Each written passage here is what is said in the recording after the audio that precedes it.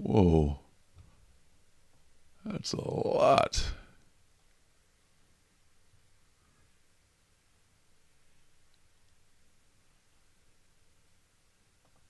We must always keep the element of surprise on our side. What are you doing here? I might ask you the same question. Pursuing the enemies of law and order wherever they happen to be. Aren't you in the wrong city? On special assignment for the Daily Sentinel. You know my aide, Cato? Robin, the boy wonder. Well, I don't want to hold you up from your crime fighting. Thank you, and good luck to you, Mr. Hornet. Nice to have met you. Gosh, Batman, what are they dressed like that for?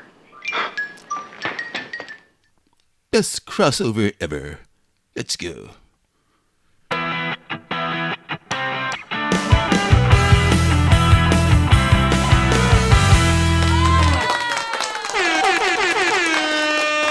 Hello, everyone. Welcome to the weekly comics live stream with Lorenzo and Circumstances. Right now, Circumstances is doing something like a video game, which I don't really understand, so he's totally embroiled in that. But we do this thing every week, every new comic book day, and this is brought to you by my comic shop, which is where I sell my T-shirts and comics that I make and all kind of jazz like that, and it's called the Alternative City Shop.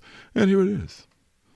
I not only love reading indie comics, but I've self-published several indie comics of my own. You can find them on my Alternative City shop, which has a link below this video.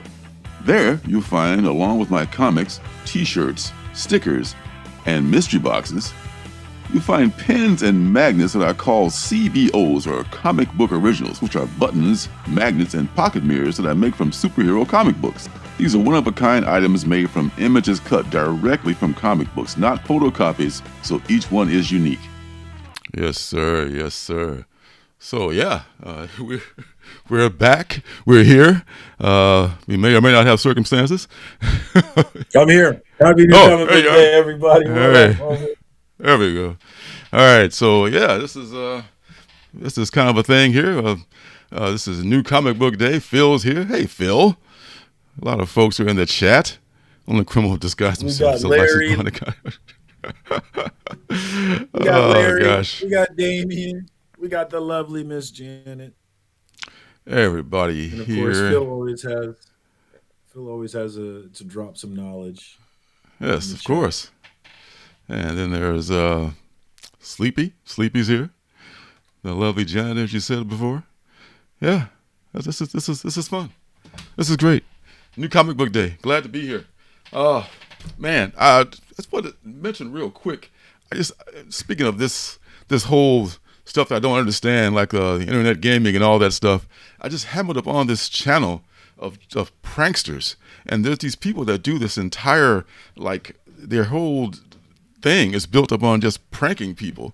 And I just watched a short of this guy. This is old man in I guess it's Home Depot, and he's just minding his own business. And this woman with a ginormous ass walks up to him and just says, "Hey, would you mind taking a video of me? I've already got the button pressed and everything." So he's like, "Okay." So he just takes the camera and starts filming her, and some schmuck walks up, behind him and tosses a big bucket of rice on top of him. So I'm like, and this is your content. This is what you do.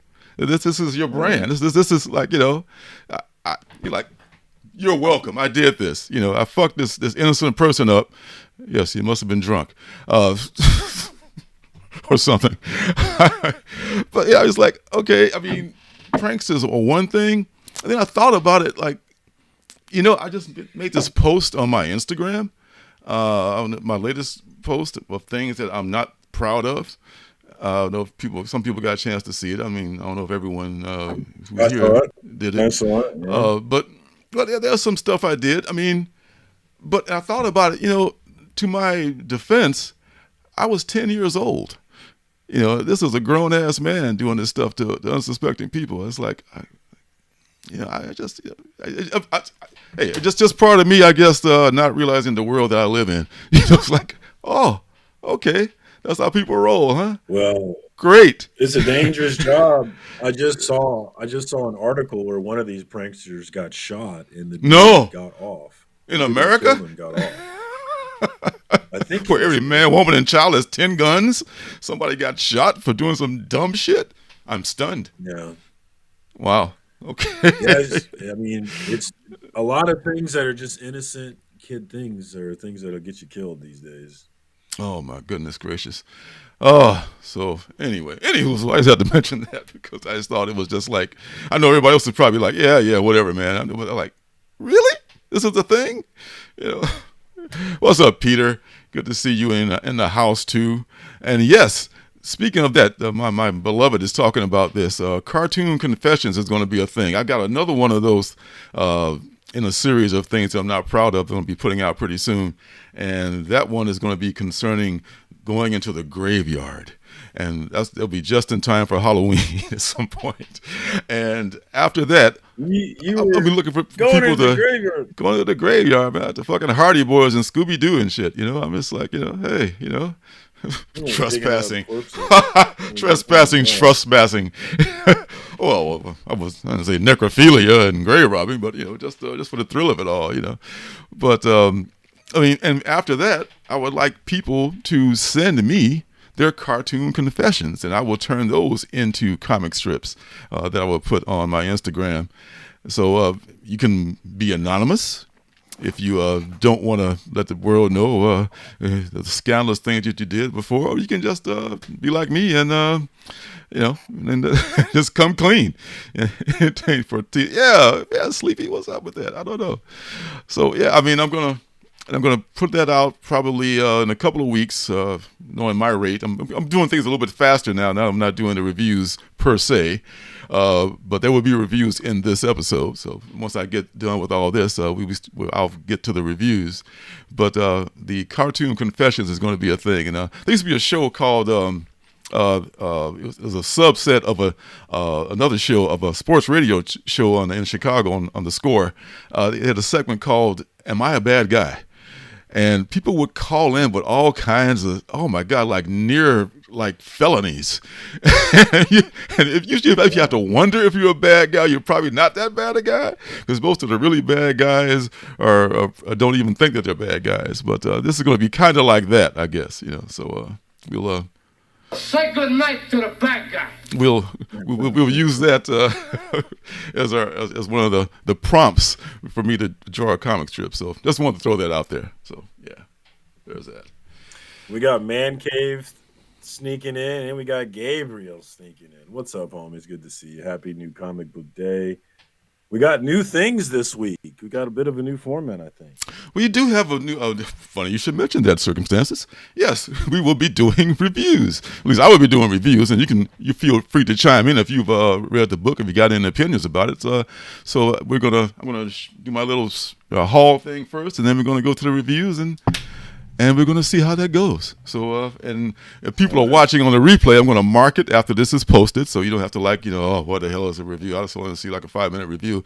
I'll have it put in the timestamp, so you don't have to go through all that. So, you're welcome. Ready to go. I'll do that as well.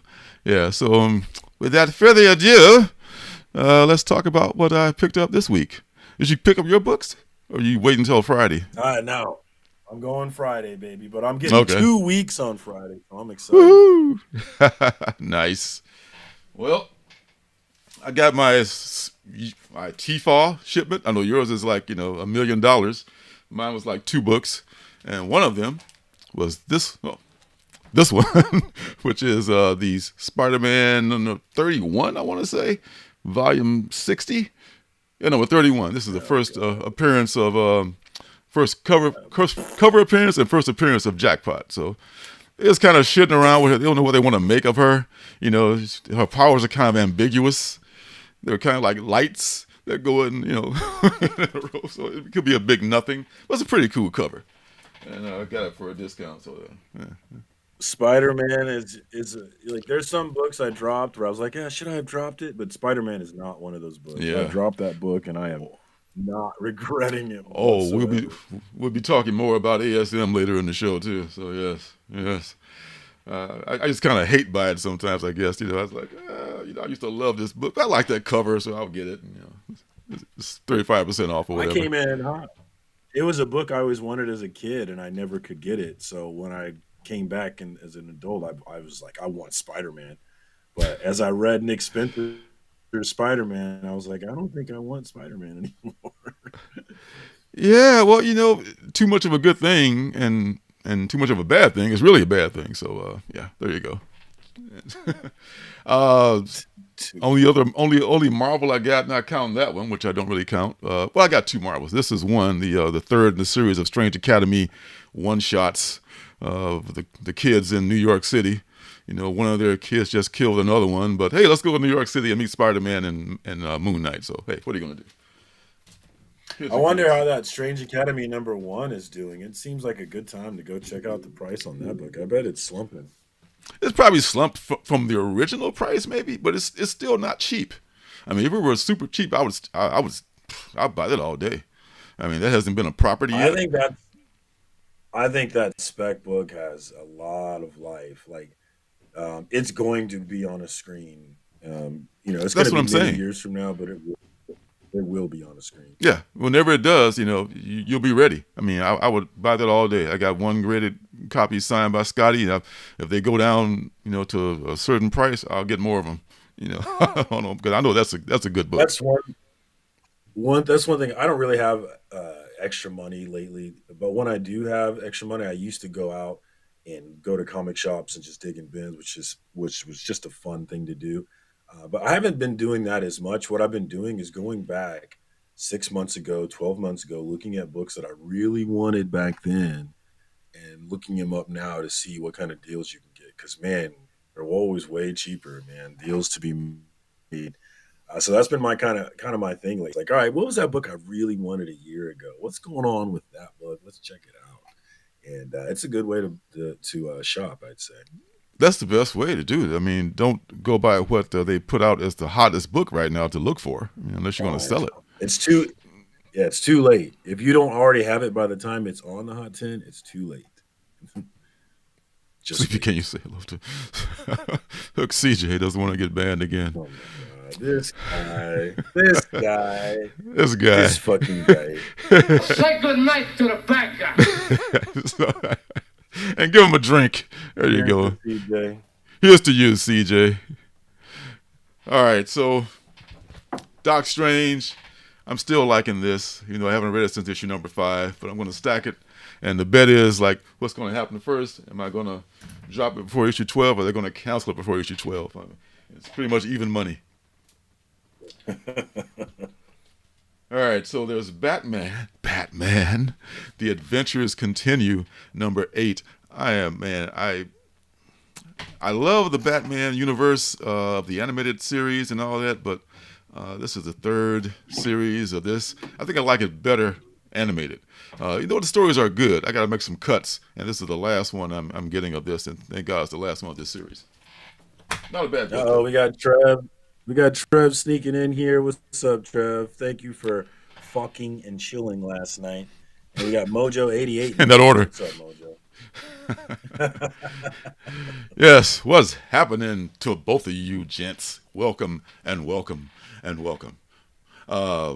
Batman again. I got to catch up on this. I'm only one behind right now. I don't want to get too far behind. So I'm hearing some things.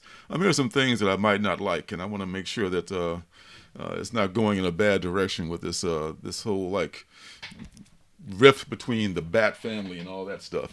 So I don't want to have to drop one of my favorite characters of all time. Not you too, Batman. Oh my God. Midnight Show number 1. I can't get used to this new microphone angle here. Midnight Show number 1 is from Dark Horse. It's a Cullen Bunn joint, and I think it's kind of like that Night of the Ghoul story that I love so much from last year. It's about a director and some kind of a cursed film. So we'll see what Cullen does with it. I mean, Cullen's a very talented writer. Wow, this is just flowing by here. Hello to everyone. All right, so moving on. Plot Holes, number 2. I know it looks like number 1, but it's number 2. Because it tries harder. That's for you old folks out there. Yeah, this it says number 1 up in the corner right there, but right here I should say. But it's actually number 2. I don't know if it's a misprint or they meant to do it that way. And plus it homages this Punisher cover. So I had to pick this one up. Maybe it's a plot hole. I'm still waiting on mine. I'm looking forward to reading that one. Oh, you haven't read it yet? Wow. Yeah, it's you'll enjoy it. I think. Comes tomorrow. I'm waiting for it in the mail. I'm not used to this. This is Abbott. Abbott, 1979, the final Abbott series about this young activist reporter woman who's in the 70s, and she's got some kind of supernatural powers. And this, I guess, is like the B or C Virgin cover. Boom Studios, it will give you a Virgin cover for not, for a pretty decent price as a basic open order book. I like that. I like Boom. They're probably my second favorite. Mine too. Yeah, I mean, Image. I gotta give Image all the props, man. But Boom is up right up there. Is the clear number 1. There's no ambiguity. Image is it. I gotta give it to him. Count Dante, the legend of the man himself. This guy whose ads I would see in the comics when I was a kid. This has been really good so far, and it's been coming out pretty regularly from Scout, which is like one of those indie comic publishers that may or may not meet the schedule, but this has been really good so far. They do their best. They do their damnedest. Their gosh darndest. The Sacrifice. Oh my God! Please tell me you're reading The Sacrificers. Are you? I mean, have you read the first one at least? I am reading it, but I have not read it yet. But I've been hearing it's good, and I really like Rick Remender. Like I've shared this book many times, but A Righteous Thirst for Vengeance is one of my favorite reads since coming back into comics. That's right. That is one of his too. That is one of his too. I read number 2 last night. This book has been so damn good. And the first issue was so touching with that kid being taken away to be sacrificed and all that. I wasn't that impressed with the Free Comic Book Day version, but once I finished reading number 2, man, I'm already top 10. Already top 10. They got me. Hook, line, and sinker. Last couple. Void Arrivals. 4th printing of number 1. I got 1 through 4 now, so man, I'm all in on this one too. So, Void Arrivals, the shiznizzle. I'm not a big Transformers fan or not at all a G.I. Joe fan, but if those are going to be in this universe and they work them in, because so far, this story has been great. I mean, I could read any. If this is well written like this, when the G.I. Joes and the Transformers integrate into this, then man, look out! This thing is taking off. Last one. Speaking of Transformers, number 1. This I think is a C or the B or the C cover. Can't remember which. No, I've got the A and the yeah. I wanted to make sure I read this week. I could have waited for the one from my comic shop, which will be shipped out today actually, but I won't get it till next week. Can't wait to read this one. I know this is a cover I don't have, and this is one that, man, I just got to read it. I mean, it's like you're saying. I mean, the first Transformers book you ever read, right? It'll be my first pull, yeah. Yeah.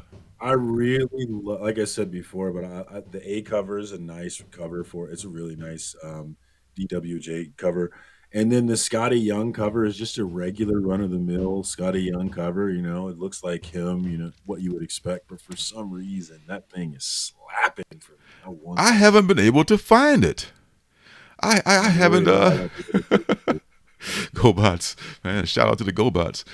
I looked on my comic shop and they don't have that Scotty Young cover, and I thought it was. Is it an incentive, or is that open order? I can't tell. I don't think it is. Maybe it is an incentive, actually. I hadn't think it was. Maybe Sky is like, hey, I'm not doing my shit on the basic B anymore. I'm gonna be like David, Nakayama and those guys, and get exclusives.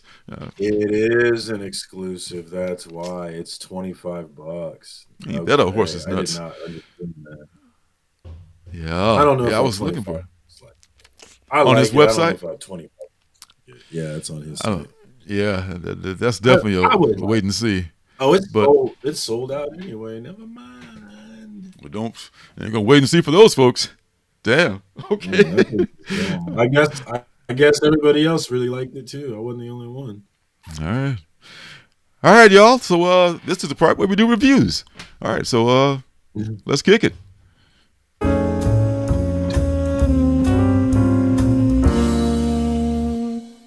So, just for old time's sakes, we throw in the old I love that theme music. song. And the first one is going to be one that I this was a penultimate book a while back, The Hunt for Skinwalker. This is I think the B cover on that one. So, man, I don't know. Are you familiar at all with the Skinwalker legend? No, I knew nothing outside of when you previewed it. Okay. There's this ranch in Utah. Okay. This family bought it some years ago, I think in the 70s. It says here at the bottom. And from the time they bought it, there's been all kinds of like crazy occurrences. Cattle have been mutilated. Stuff have just been moved around without them seeing it. It's very much like Blue Book in a way. One of those books based on true strange events. So if you are into that kind of stuff, then this would really be, if you don't know anything about the Skinwalker, because it's pretty, if you go out there and Google it right now, so much stuff about the Skinwalker will come up. Like this instance where they're touching the wolf, this giant wolf that appeared out of nowhere, and the wolf that just immediately ate a cow and ran away. So it's like they didn't know what to make of this stuff. So they called in these paranormal investigators, and eventually this investigative team ends up buying this ranch from them. So. And I don't know what happens. I don't know how long this series is going to run. I know that the Blue Book thing, it ran like, 5 issues? You're probably not going to get much more out of this, I would say. So, I don't know. And Surcam's gone. But overall, I would say it's a pretty good read. It's the art I'm not in love with. I don't know if you can. I was showing you the art earlier, but it's not the greatest. This art would go good with some other story, but with some like what they're showing the flying saucer and all that stuff, it just didn't. Not even a saucer. It's like the spaceship. It just didn't work all that well. So I would like another artist to have done the art, but hey, what are you gonna do? So there's that.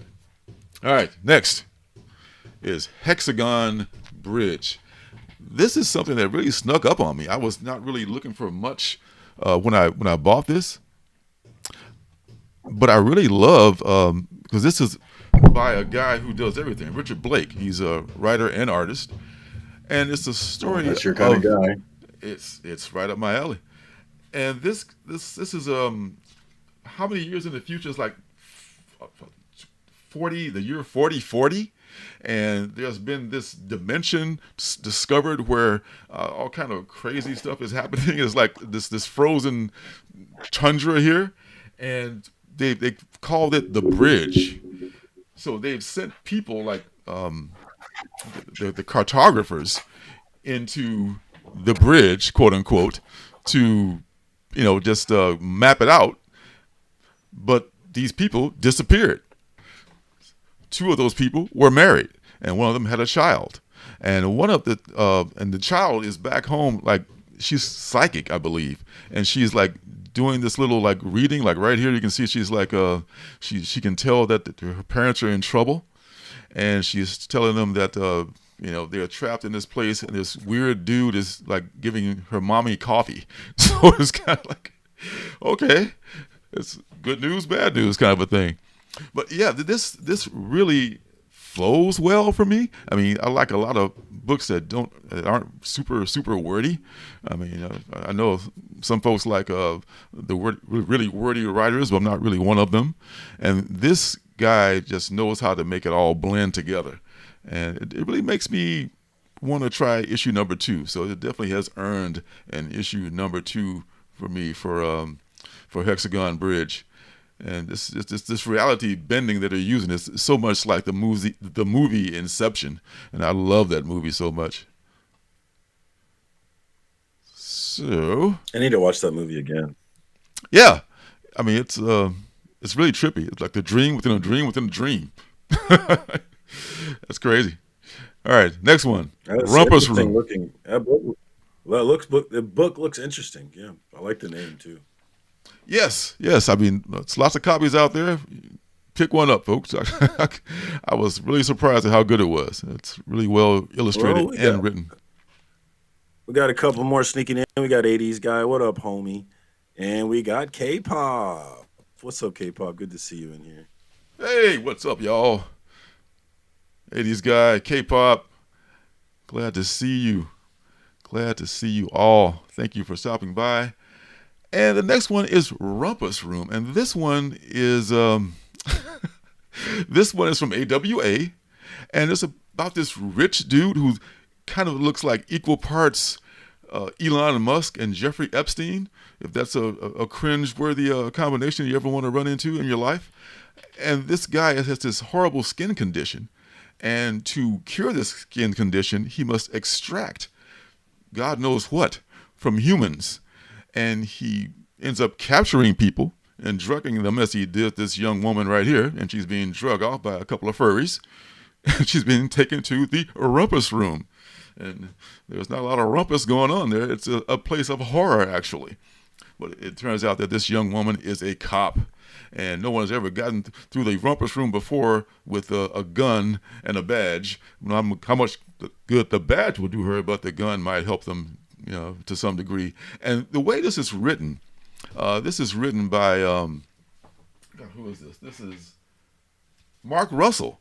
Mark Russell is the writer on this, and you can tell that Mark definitely has an agenda with billionaires and people like that, because his acerbic wit is coming through in the way he treats these people. This guy is a total douchebag. He doesn't care about human life, and he's gotten sloppy. He's captured a cop, and now you would think all this is going to come tumbling down, but I got a feeling that he's going to get away with it, because that's what happens to rich folks. They commit crimes and they get away with it. So, yeah. I'm going to be checking this out too. Book. I haven't gotten this one yet. You need to read this. This is awesome. And this is Mark another. Russell. Mark There's Russell. a lot of good stuff. Go ahead.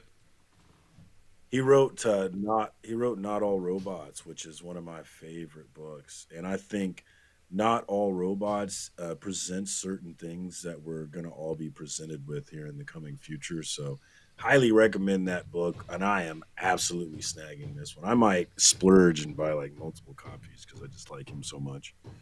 And I like this art. It looks interesting. Do you know who the artist is? Yeah, the artist is Ramon Rosanas. Looks interesting. Yeah. We got D'Artagnan in the house. What's up? What up, Mr. Biggs? Mr. Biggs here? From the Mr. Isley Brothers video? We got our Mr. Biggs, D'Artagnan. Oh, okay. Okay. That's his last name. Okay. I see what you did there. What's up, D'Artagnan? All right, so yes, this is a definite thumbs up for Rumpus Room here. Rumpus Room is there's James. I think from both of us. Sneaking in too. Oh, James has been here. James was here laying out the chairs, putting out the dip, along with Phil, who's always here. Thank you, Phil. Yeah, Phil is an early bird sort of fella. All right, last review. The Blackout Heather Bombshell. Vaughn, the award-winning illustrator who's worked with Marvel, IDW, Mondo, and more, captures the psychedelic noir vibes of Blackout Bombshell. From Louis Southard and artist Dean Kotz comes this oversized limited series that's the bastard child of a Philip Marlowe and a Hunter S. Thompson novel. It's 1967 in Sterling City, and private investigator Jack Atlas has been hired to solve a very important case. Unfortunately for him, he doesn't remember anything about it. After a night of drinking turned into a blank slate, Jack must put together what exactly he's gotten himself into before he ends up in a world of trouble. With the help of his best friend and lawyer, Casper Fitzpatrick, the duo must embark on the misadventure of a lifetime. I love detective comics, detective movies, anything with a detective in it, right? This probably checks that box, I would say. It's a retro book. It's detectives. The guy is kind of a sociopath.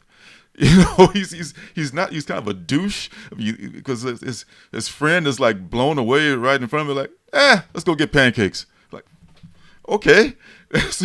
so he's one of those like anti-heroes or a flawed hero, if you will. So he's not likable, but his story that's happening around him is interesting. He's got a friend who's a lawyer who's having an affair with this woman, and you can tell the shit's about to hit the fan with that. There's a lot of stuff going on in his life. So, yeah, Blackout Bombshell. This is also one of the penultimate books. That's why I have the trailer already done for you there. That. Yeah, it's only like last week or so. And apparently this is K-pop's homie, Lewis. Nice. Very cool. Friend of the show. Wow. Welcome. I'm honored. Welcome all. So, yeah, I have to say that Blackout Bombshell, yeah, if you like detective stories like I do, definitely check it out. You, of course, are kind of allergic to Sumerian. I was going to say Sumerian. Yeah, Sumerian. But Sumerian got some good stuff, though, man. So, I would definitely check it out. I recommend it highly. Blackout Bombshell. And that's it. That's all for. I'll take off my my review cap right now. We'll go to next week's comics. Let's get right into that stuff. We're back. We're back. The reviews are back. I'm excited about it. Hell yeah. Hey, and I still got some standalones that I owe some people that sent me books. So you got those coming too, folks, at some point in time. Not to worry. Well, you definitely got to keep the music, man. It's got to stay. Got to stay. We will keep the music. I promise you that. Oh, yes. Okay. Midnight Western Theater. That's another good book, K-pop. I just read The Witch Trials, the sequel to that, the first issue of that one. And I think the second issue of that one may be coming out if it hasn't come out just now either. So another good pull. Unlike The Amazing Spider-Man, I love that segue there, which is not a good pull. Yes, it is currently ongoing. Yes, currently ongoing. And I'm going to get that number 2. I don't have it. So what they're going to do here is they're calling this for the next 24 issues. 24 issues. They're going to have this storyline of Peter Parker, Spider-Man, turning into a goblin-esque character, because someone apparently believes that you can never have too many goblins. Yeah, or Spider-Man. What the hell? Yeah. What the hell? I mean, I'm stunned. Oh yes, the other book, yes. Lewis Southard is a good name in the indie comics world. But man, I was just watching some of the responses on League of Geeks to this coming out, and it's like the poor ASM fans are just like, I don't want to drop it. I hate it, but I don't want to drop it. It's like, when the Simpsons had the tomacos, the tomato and tobacco plants, like, oh, it's terrible. More, please. It's like you just can't stop because you're addicted to it, So, but man, God help them. I'll have none of it. None of it, thank you. I'll be not buying it. I did buy that cover for that first appearance though. So, but I won't be paying full price for it if I do buy it. So, I probably won't be buying it though. To be honest, TBH. I will be buying House of Slaughter, and I got to catch up on it too because I haven't read any of the Bait stories yet. You were telling me about Bait. Yeah, it looks like a very cool character. Behind on this one. I need to get back into this one, man. I was insanely behind. Yeah, I can't believe we're already on issue 18. How about that? I'm 8. That makes me 8 issues behind. So yeah, I'm way behind. Yeah. It's not as far behind as I am on some things, like say I don't know, Noctera. Spawn. I'm Spawn. Oh my crazy God. behind on Spawn. Spawn. Oh my God. I Oh have my every Spawn going back to like issue 300, and like I think I've read to like 320 something. So I'm way behind. Yeah, but you know that's what catch-up time is for, man. It's Yeah, it's how I like to read. I like to read them all together. I like to binge. I'm a binger. I like this cover. I know you are. I know you are. This is by Franny. This is one for 25. I want to say, maybe.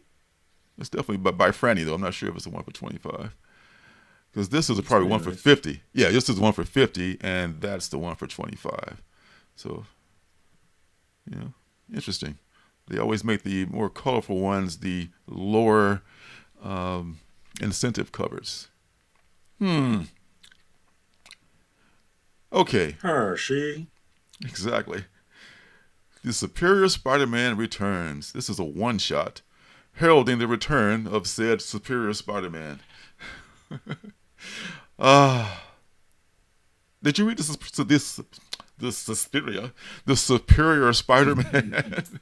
That's when Doc Ock became Spider-Man and vice versa. I've heard about it, but I've not read it. No. Oh well, I tell you. K-pop's a big Spawn fan. Yeah, she's behind on it too. Yeah, it's just hard to keep up. It's so hard to keep up. I am on behind. I am collecting all of them, and I am behind on all of them. Yeah, I need to get it together on more. I just want those in my car. I just, for whatever reason, I think it's the '90s kid in me, but I just want that Spawn stuff in my collection. I just want a run of it. So that's what I'm doing. Nostalgia. It's a hell of a drug, you know. I heard they tell me. Yeah, it really is. So I think I may have pre-ordered this Superior Spider-Man thing just to see what it's like, because Dan Slott is writing it, and he's going to write the ongoing series once it starts over again, because they're dropping the Spider-Man title that had this big Spider-Boy splash, because why not? We can get another #1 pretty soon. So they're going to be doing another #1 with a Superior Spider-Man, but this is just a one-shot, as Marvel always does these lead-ins. I think DC does it too, to these series. Really just a bridge, but some would say it's just a way to make, you know, a few bucks. Yeah, the art is Uncle Todd draws most of his stuff, and he's got the Uncle Todd school. Everybody has a style just like his. You know, Capullo is very similar, and definitely the cape is the living being that it is. You know, just like it's everywhere. You know, that cape is in every shot. Todd just has an eye for talent. You can see. Yes. So yes, I agree. He always has great art in those books. Yes. Todd is of the school of, yes, I can make great art and sell books. Watch me do that shit. And he does it. You know, so a lot of us love the story, you know, and all that. But, you know, I mean, the great art does sell too, but it depends on what the buyer, the reader wants. And apparently they've been wanting Spawn, so right on. Good for Todd. Okay. And it's not too late to find that penultimate book, guys. So start looking. It's not too late. Not too late yet, but it's getting there. Yes, if you look for the penultimate book, and if you can get a no prize. So you get absolutely no prize, but pride in knowing Lorenzo and being able to read him like a book. I think I see it already. Of course you do. All right, Batman City of Madness #1. Speaking of bridges, this is actually a Black Label book by Christian Ward. Black Label books are great. You know, I love the Elseworlds. You can do anything with them. But there's so damn many Batman books. You know, they should get the main one right. I know it's kind of like with Spider-Man. You're going to milk your most popular character as much as you possibly can. But come on, man. Just give me one good book a month. Is that asking too much? At least Batman doesn't come out 3 times a month. Yeah, I know, right? Oh, I tell you. But, hey, you know, it may be a series, so you may be able to wait for it to come out in a big trade if you want to look at this. It probably has great art in it. Christian Ward is a really great artist, but he's writing it also. This is one of his Bill Sienkiewicz. This is I want to say a 1 for 25. It is no, it's just a basic 1 for 25, basic open order. So yeah, that's a great looking cover. This is a 1 for 25 from Martin Simmons. This is crazy looking, man. I like that. That's 125 crazy. And 1 for 25 for a $9 book, also like a $8 or $9 book. So it goes up with the ratio as well. And there's 1 for 50, Christian Ward. But hey, do like JP says and wait 6 months. I don't think I'm right on the penultimate book, but I'm gonna go with this one. He's doubting himself, y'all. What's happening? Man. Okay. It's not obscure. It's not like it's not obscure enough. It needs to be more indie to be the penultimate. Okay. Does this guy think he knows me so well? I'll tell you. Yes, Mojo. And that is a very good point. And speaking of that, here is a much lesser known character and one of my favorites, Wesley Dodds, the Golden Age Sandman, which I did pre-order this book, I'm so glad to say. And he's going to be having, I guess, another series, because I guess the Golden Age Green Lantern and the Golden Age Flash are also going to be having a series, maybe limited series, maybe not ongoing. But Wesley Dodds, that was one of those books where I would look forward to every month. Nobody gives a damn about it. Probably in the quarter bins, you can find them everywhere. But they were all so well written. Not the best art in the Sandman Mystery Theater series, but the stories were just great. This is a guy, you don't know much about the Sandman, I don't think you do, but Morpheus, the immortal Sandman, who was in the Sandman Netflix series, he influences Wesley Dodd to dress up like this in a gas mask to create this gas that knocks people out, kind of a la Green Hornet, and go out and solve crimes, at night. He can't help himself. It's just like, this one of those things that Morpheus, the Sandman, does to people, because he's been around forever, and he goes, he's omnipresent. So just following this guy, in that 1930s era and the stuff that he does, I think y'all should check this out. If you're a fan of period pieces and detectives and just like Mojo was saying, these lesser known DC characters, go for this. Let's see. Oh yeah, Fish Flies #2 allegedly is coming out. Now, is anybody reading Fish Flies? Attempts #2. Of course, I love Jeff Lemire. Yeah, I mean, I got mine like 2 weeks ago, and it's right here. I mean, you got the damage. You got the error copy. I looked through it. I mean, I was looking for the damaged copy has like the same page duplicated twice in there, and I flipped through this one. I didn't see that page only once, so I think I got the right one. Maybe not all of them were like that. I think they're slowly making their way out or something. But yeah, I have mine already. I just haven't had a chance to read it. But I have. I've been seeing people with it. Yeah. Yeah, so some people may have it.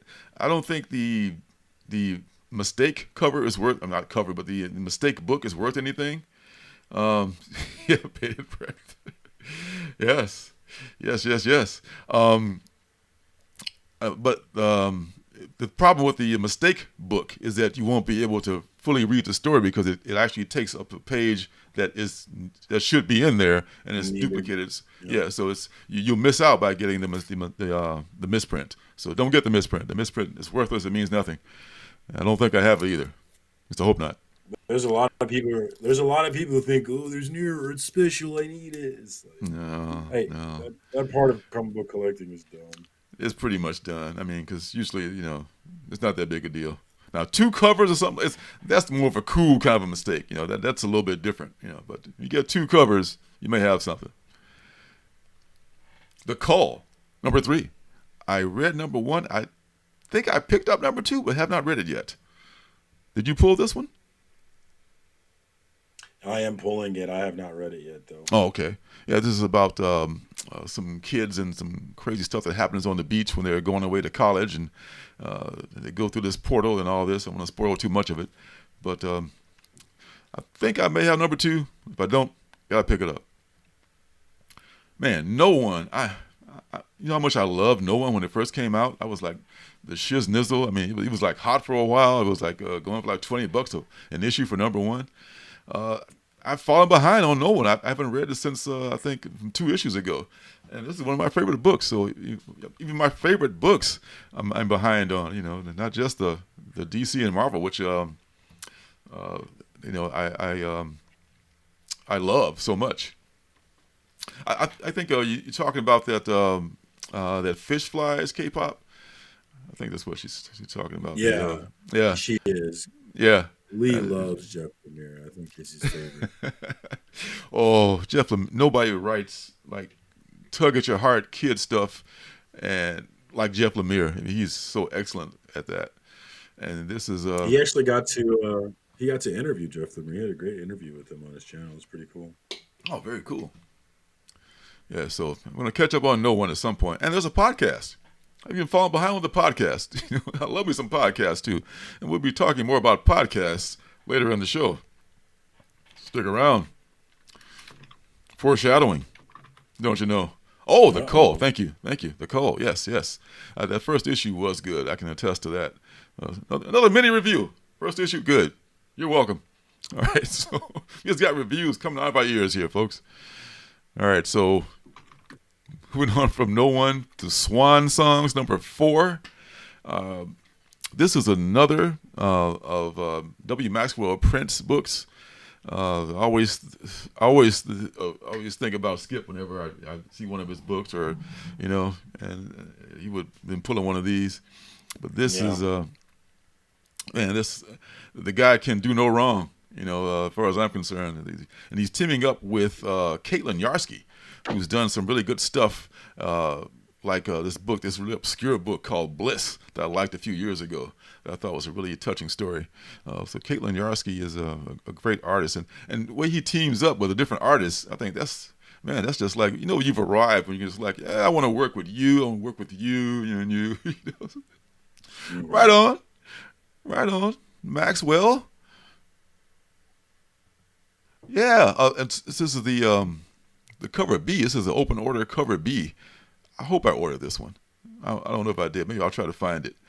Peter's loving it too. That's cool looking. Yeah, George Washington robbing a bank. Wow.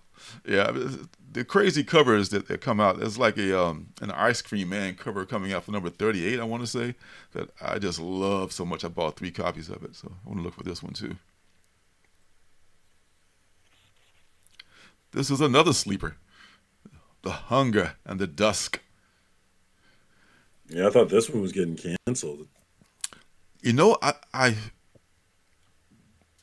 think everything is kind of up in the air at IDW. I'm really surprised that they're still putting out, you know, original content and not doing only licensed stuff, because I thought that's what they're going to be doing. But the Hunger and the Dusk, it's Kelly Thompson, I want to say. I think it's Kelly Thompson. I know. Is it G. Willow Wilson. Thank you. I'm sorry. G. Willow Wilson. Yeah. G. Willow Wilson is writing this, and Christopher, what's this person's name here? Christopher Wildgoose is the artist on here, and the art is just spectacular. It's like it just jumps off the page. It carries the book. It's not like it's not like G. Willow Wilson, you know, couldn't carry a book on their own. But man, this is something that a lot of people are enjoying, but some people might not be checking out because it's kind of on thin ice with the publisher. Yeah, that sucks too. I like G. Willow. Yeah, and here's something that, you know, I have to say, I ordered the A cover on this one. Cap Wolf. I didn't realize Cap Wolf is back. I thought this was the first appearance of Cap Wolf. Like, really? There was a Cap Wolf before? So I guess sometime in the 400s. Yeah. I remember. So Cap got bitten by a werewolf back in World War II, and turned into. I missed that whole arc. See, there's been periods of my life I've been away from comics, and there must have been one of them. What? Cap was a werewolf? Get out of here. So, well, it's probably just another exploitation. Yeah, this is a hard pass, but some of these covers look cool. Hard pass. Is it a hard pass? A super hard pass? Actually, I take it back. I think I need this Gary Frank cover. Ooh, this thing is. Speaking of I which, take it back. the Gary Frank cover is dope. I hope I ordered that one too. I may not have. I need this. This one's cool. Yeah, the Gary Frank cover is the one. I wonder how Cap threw his shield back when it was triangular. Just like throw it and then just go get it. It didn't defy physics like it does now when that it's round. Just asking for a friend. Well, this Gary Frank is dope. Hopefully, I ordered it. Regular. Yeah, it's an open order. Is it a regular book? Yeah. I don't see it. Yeah, it's just a regular book. As is this Declan Shalvey, which is not bad either. Declan has got it going on. He does a lot of good stuff. And then there's the one for $50 Kirby, which is a little blurry there, but it's a wraparound cover. This may be gotten for pretty cheap too, because I can't see this being super highly ordered or something that people be searching for. So the cover isn't that great now that I look at it. I mean, it's just a couple of panels out of a book that they just kind of like, make it a cover. I look at it. I mean, if the nostalgia hits you, it's probably pretty awesome. But it pales in comparison to that Gary Frank. Holy shit, this thing is nice, man. Wow. This is really got your attention there, Gary Frank, huh? Bro, I'm surprised this is not an incentive exclusive cover. This thing is fucking dope as hell. I'm just looking at the different parts of it, and it's just so good. Shout out Terry Floyd. Hey, glad you caught the show. Nice to see you. Yeah, so hey, what up, Terry? The Gary Frank is definitely one to look for, folks. Need it. Hated it. All right, The Hunt for Skinwalker. Just talking about that one. Funny we should bring it up. I love my guy Zach Thompson's writing on here. The art could be done by someone else. The artist I don't think is really suited for this book, but if you don't know the story of the Skinwalker Ranch and you enjoy supernatural, true quote unquote supernatural stuff, depending on your belief system, then this could be for you. Well, I do recommend it. All right, The Madness, number 3. I've not read number 2 yet. I have number 1. I did read number 1. This is a superhero who was like, I think she was double crossed by some people, and she's pissed off, and she's become this like this thing, this like madness personified. It's just like she's just really become this force to be reckoned with. That's all I can say without giving too much away. But it's another AWA joint, and they've done some great stuff, so it's worth a look. Knights. Now, Knights. I don't think I pre-ordered this, because dang it! I thought this was the Pit Ultimate. I knew I was wrong, man.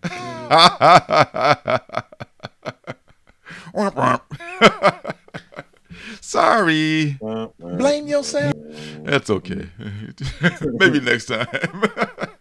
I knew it wasn't indie enough. Very good guess, though. It's indie. It's got a lot of indie going on. It's indie. Wyatt Kennedy. Not Indian. It's not Indian. Dude, this is an alternate reality where the United States has I think 81 states or something like that, and this is Florida. Supernatural characters or creatures, I should say. Is it 31? Close enough. 31. Just like Baskin Robbins, one for every flavor. And there's supernatural creatures roaming about like nobody's business, and Florida is just as crazy as ever. So I forget who Wyatt Kennedy has. Exactly. So just like normal, pretty much. Yes. Yes. So yeah, this looks interesting. I didn't pre-order it, but since it's an image book, I'll bet you'll be able to find lots of copies of it. So I don't think it'll be a problem You know, I don't think it'd be a problem. Oh my God! Back in the 80s, there were lots of skinwalkers. I missed that from 80s guy. I see what you did there. Yes, you see that that show called The Deuce on HBO. If you're not offended by nudity, I was excited to watch that show. I never watched it, but I remember being excited to watch it. Yes, James Franco was in it, and it was right around the time that he was like accused with a lot of these, I think, uncool sexual harassment suits and stuff like that. That may have like had something to do with the lack of success for that story. But it was a really good story about the '80s and New York and how crazy and raw. I mean, it was like raunchy. I mean, you know, put the kids. Put the kids to bed when you watch this one, folks. And just saying, it's but it was a really good story, though. I'm gonna have to go back and check that out. Absolutely.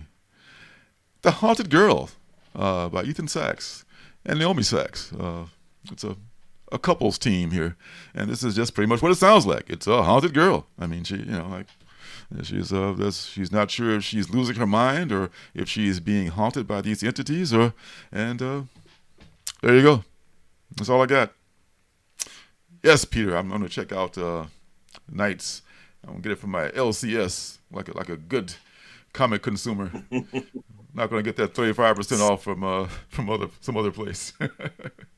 80s guy is on one tonight, yo. Oh, hey. I love it. Love it. The Alternates. I just got a chance to read number 1 of this. The Alternates number 2 is coming out.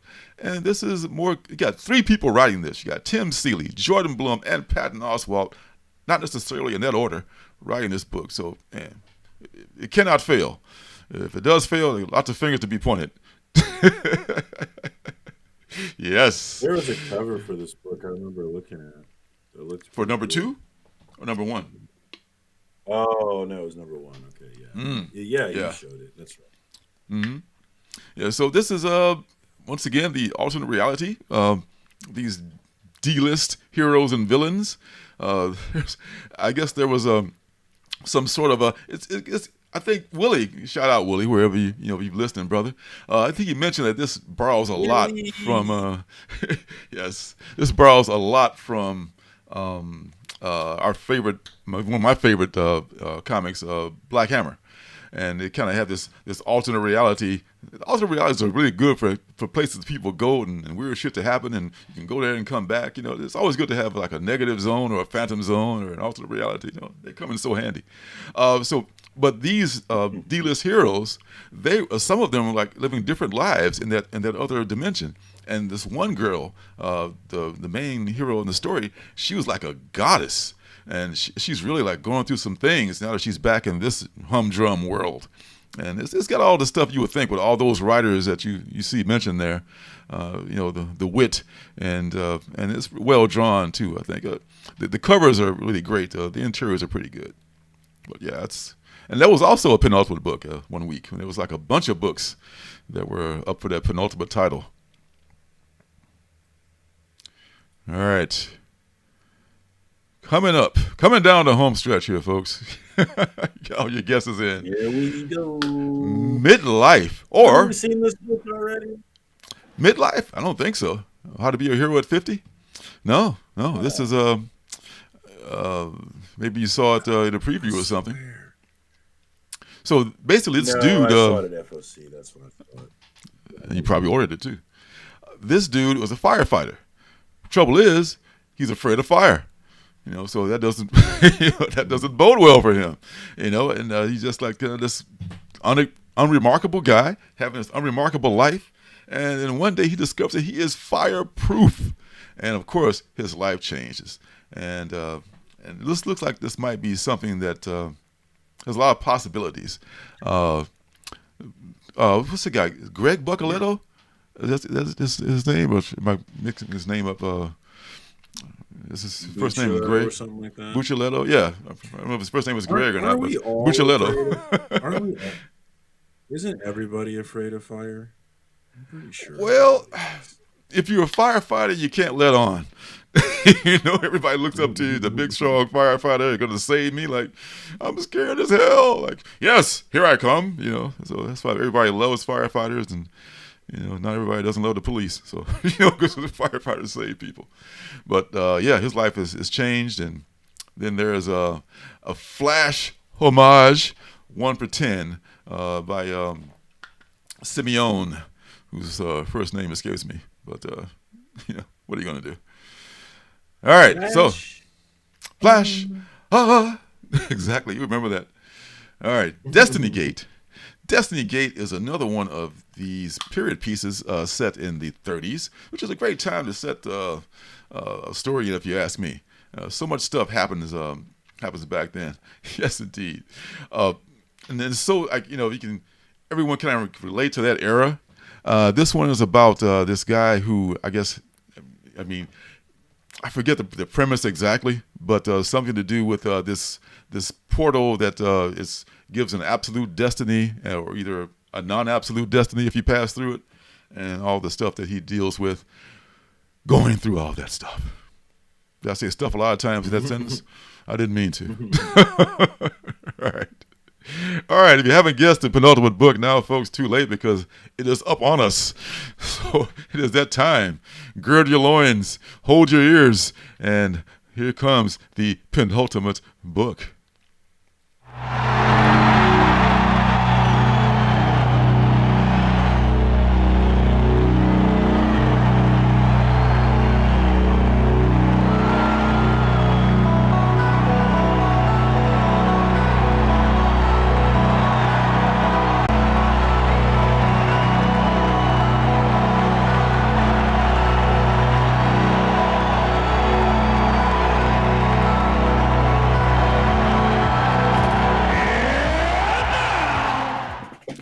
It is time for the penultimate book. And that penultimate book this week is Operation Sunshine. I'm going to do something a little bit differently this week. The guys that created Operation Sunshine were on Den of Geek, comic book show on YouTube, and they did like this little thing where they talked about the what this series is about, so they can tell it a lot better than I can. So here they are.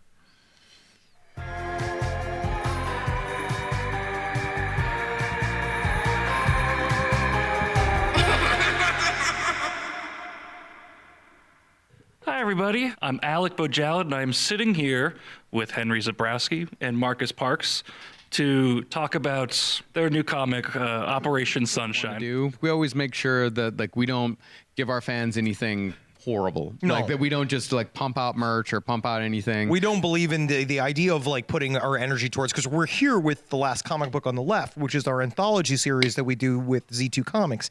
And our goal with that was we want to first of all, I want it to be like a forbidden comic book. If a kid's reading it, I want their parents to be mad that they're reading it. We got crazy art, crazy talented writers that are writing stories that are all in the last podcast milieu. But now that we're doing Operation Sunshine for Dark Horse, it is an entirely different beast. We're writing a legit, how do you put it? I mean, it's a full. It's when our first book was with DC. It was called Soul Plumber. We did it for the horror line that they briefly had. That was a 6-issue series, and the thing is that we have a lot of ideas. We got a lot of ideas. we got a lot of ideas. We got a lot. We had a lot that we wanted to say with the book, and a lot we wanted to do with the storyline.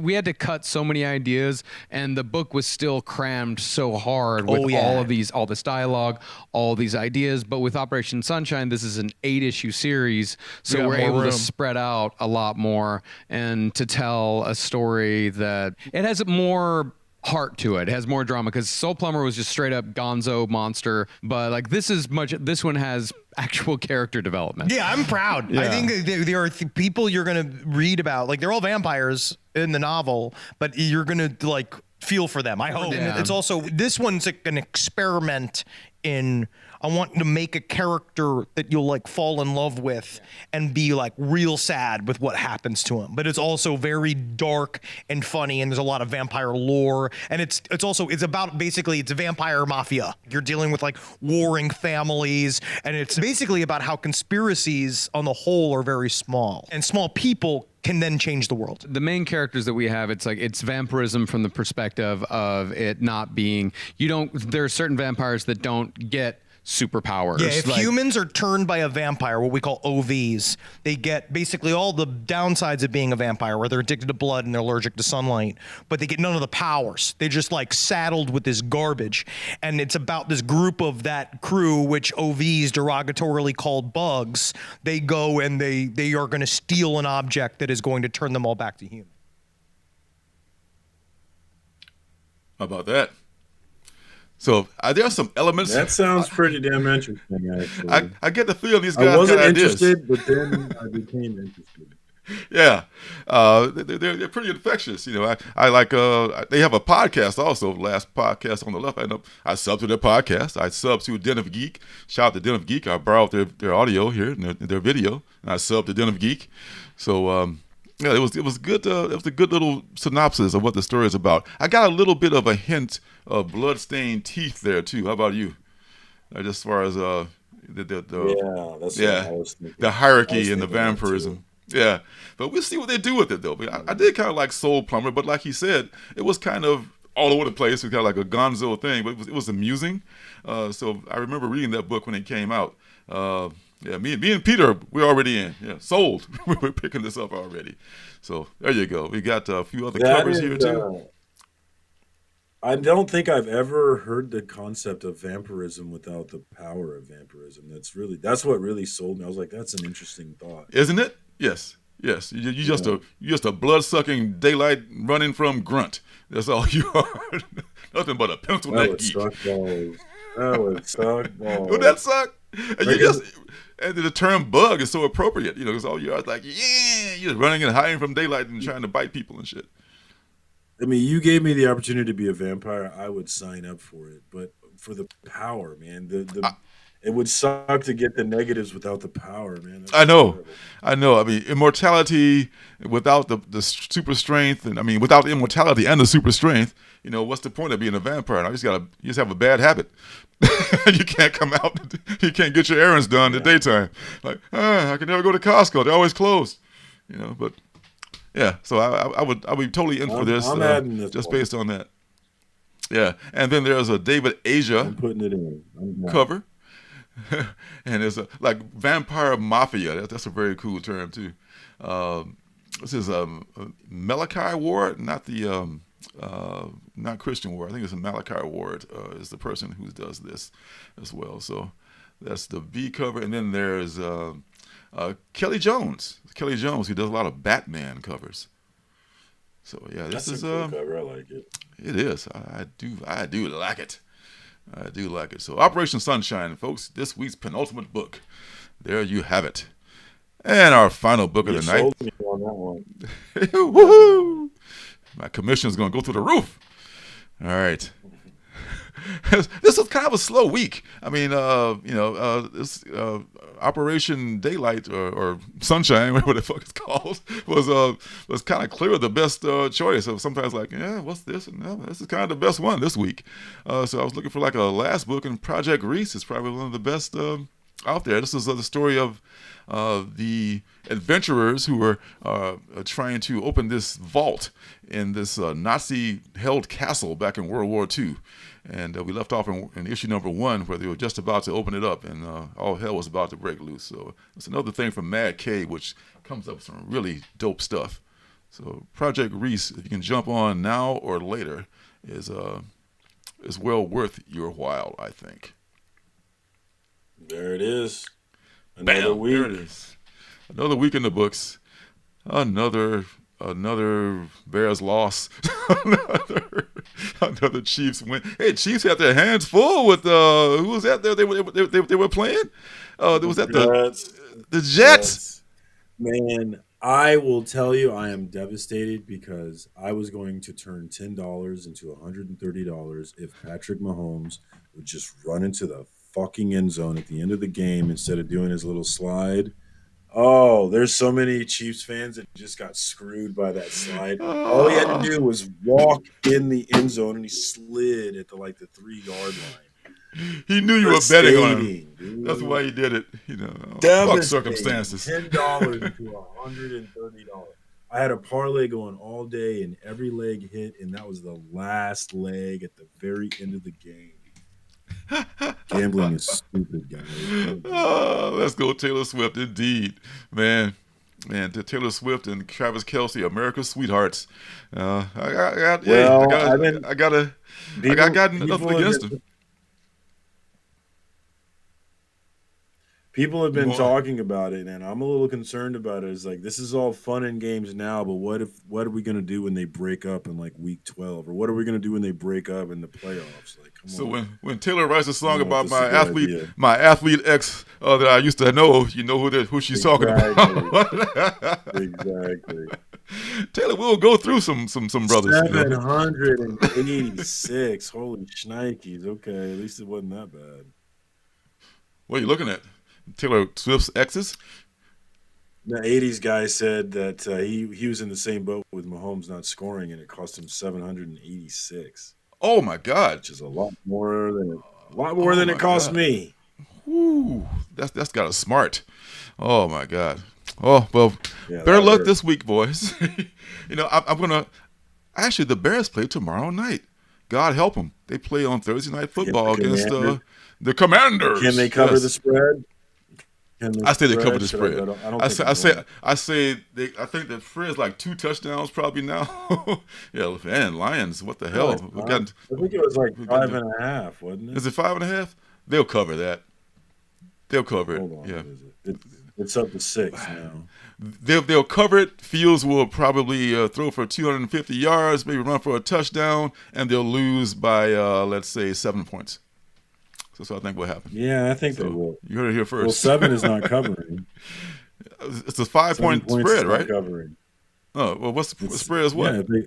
Yeah, they are +6, so they could lose by 6 points and it's a push. But if they lose by 7, wait, they're picked to win. Loss. The Bears are picked to win. No, plus means. I don't understand gambling. Yeah. Negative means you're favored by that amount of points. So the Commanders are -6, so they're favored to win by 6 points. Oh, okay. The Bears so are favored to lose by 6 points.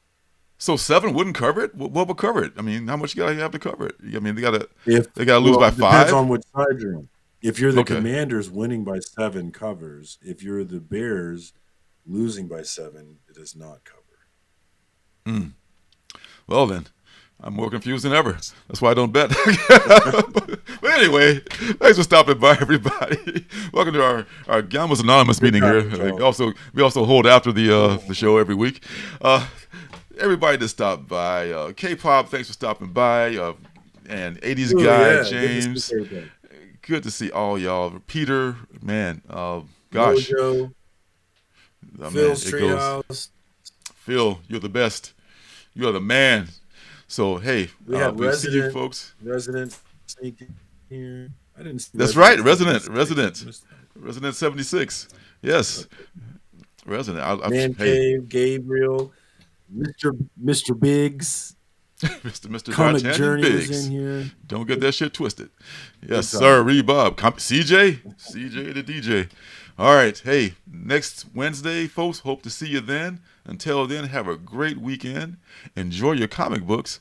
And we will see you guys then. So take care. Peace out.